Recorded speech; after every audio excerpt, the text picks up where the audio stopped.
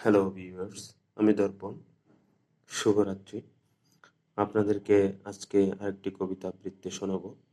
কবিতার নাম জীবনের হিসেব, সুকুমার রায়।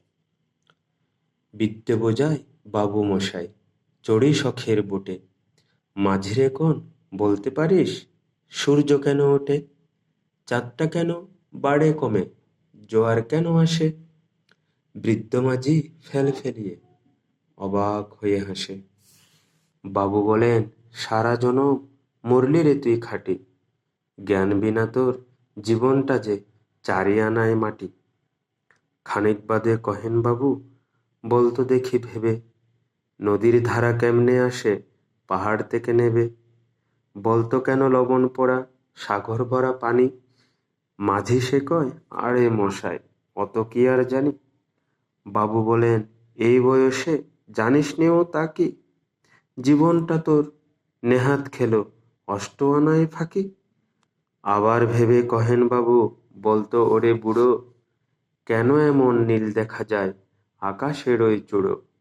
বলতো দেখি সূর্য চাঁদে গ্রহণ লাগে কেন? বৃদ্ধ বলে, আমায় কেন লজ্জা দিচ্ছেন হেন?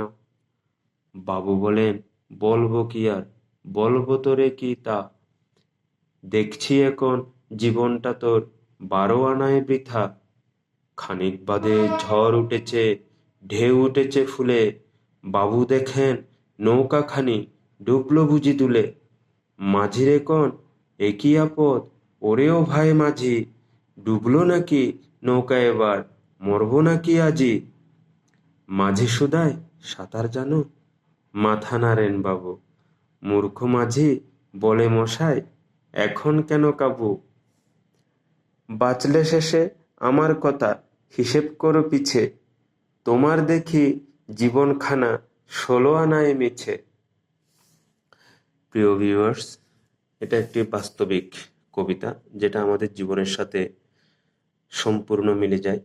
আমরা অনেক বিদ্যা বুদ্ধি অর্জন করি, নিজেকে জাহির করি সমাজের চারিদিকে, কিন্তু প্রকৃতপক্ষে জীবনের সার্বিক পরিস্থিতিতে বাস্তবতার সম্মুখীন হতে কিছু মৌলিক বিষয়ে জ্ঞান থাকা প্রয়োজন, যেগুলো ছাড়া আমরা বাস্তবতার সম্মুখীন হতে পারি না বা টিকতে পারি না।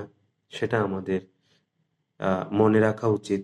সেই উদ্দেশ্যে কবি সুকুমার রায় শত বছর আগে এই কবিতাটি লিখেছেন, যা এখনো জনপ্রিয়, যা এখনো বাস্তবিক, যা এখনো আমাদের জীবনের সাথে সম্পূর্ণ খাপ খেয়ে যায়। ধন্যবাদ। শুভরাত্রি। ভালো থাকবেন।